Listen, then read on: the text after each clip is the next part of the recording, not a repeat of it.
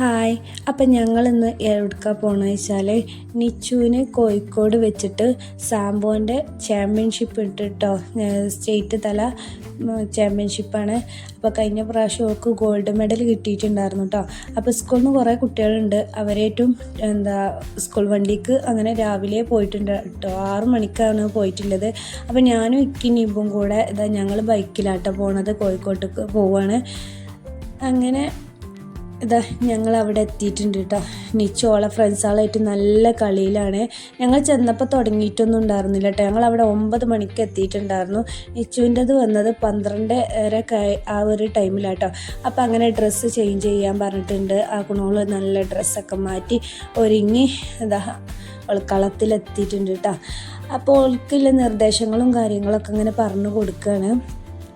ഓരോട് ഓരോ കാര്യങ്ങളെല്ലാം പറഞ്ഞു കൊടുക്കണം, ഇങ്ങനെ ചെയ്യണം അങ്ങനെ ചെയ്യണം എന്നൊക്കെ പറഞ്ഞിട്ട് ഓർക്കുള്ള ഉപദേശങ്ങളും കാര്യങ്ങളൊക്കെ പറഞ്ഞ് രണ്ടാളോട് രണ്ട് കൈയൊക്കെ കൊടുക്കാൻ പറഞ്ഞ് ഒലിക്കളി തുടങ്ങിയിട്ടുണ്ട് കേട്ടോ. അവൾക്ക് നല്ല ടെൻഷനുണ്ട്. കഴിഞ്ഞ പ്രാവശ്യം അവൾക്ക് ഗോൾഡ് മെഡലൊക്കെ കിട്ടിയതായിരുന്നു. ഒലിക്കളി തുടങ്ങിയിട്ടുണ്ട് കേട്ടോ.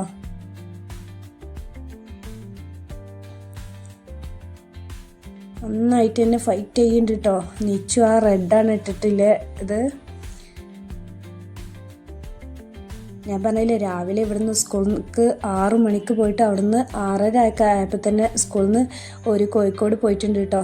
നന്നായിട്ട് ഓടിക്കളിച്ച് നല്ല ടയേർഡായിട്ടുണ്ട് കേട്ടോ.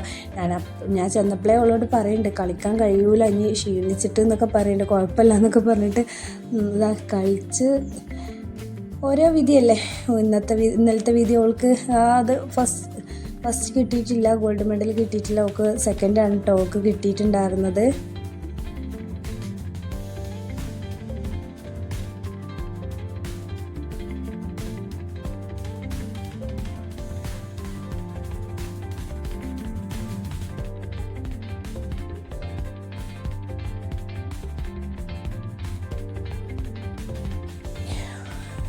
അവളെ കൊണ്ട് പറ്റുന്ന രീതിയിൽ തന്നെ അവള് കളിച്ച് നോക്കിയിട്ടുണ്ട് കേട്ടോ. എന്ത് ചെയ്യാനാ.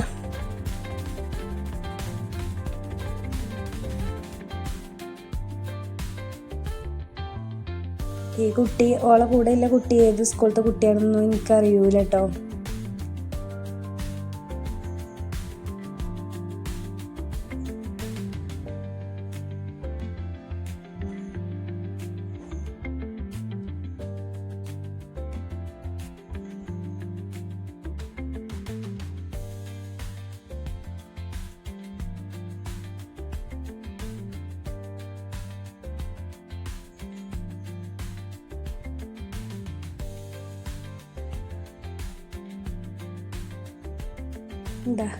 ആ കുട്ടിയേട്ടാ വിന്നറായത്. അതിൻ്റെ വിഷമം കണ്ടപ്പോഴേ, നിച്ചുവിൻ്റെ വിഷമം കണ്ടപ്പോഴേ ഇക്ക പറഞ്ഞു സാരമില്ല, അടുത്ത പ്രാവശ്യം നോക്കാമെന്ന് പറഞ്ഞിട്ട് ഞങ്ങൾ അവിടുന്ന് പിന്നെ കോഴിക്കോട് ബീച്ചിലോട്ടായിട്ടാണ് വന്നിട്ടുണ്ടായിരുന്നത്. അങ്ങനെ കോഴിക്കോട് ബീച്ചിൽ കുറച്ച് നേരമൊക്കെ ഞങ്ങളിതാ ഉപ്പിലിട്ടതൊക്കെ വാങ്ങി കഴിച്ചു.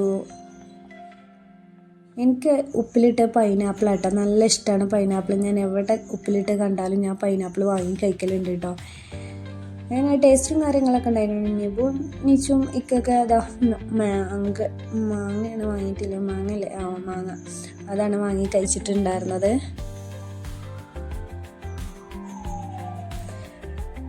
പിന്നെ ഇതെന്താ കക്കേ അങ്ങനെ എന്തോ അല്ലേ, അതും വാങ്ങിയിട്ടുണ്ടായിരുന്നു കേട്ടോ. പിന്നെ ചായയും കാര്യങ്ങളൊക്കെ വാങ്ങിക്കാണ്ട് അങ്ങനെ നല്ല ചൂടായിരുന്നു കേട്ടോ.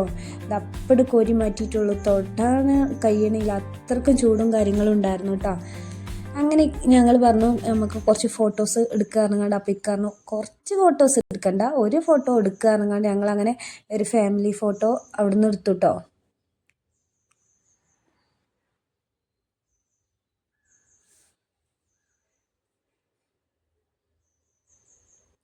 ഫോട്ടോ ഇതാണ്, എങ്ങനെയുണ്ട്?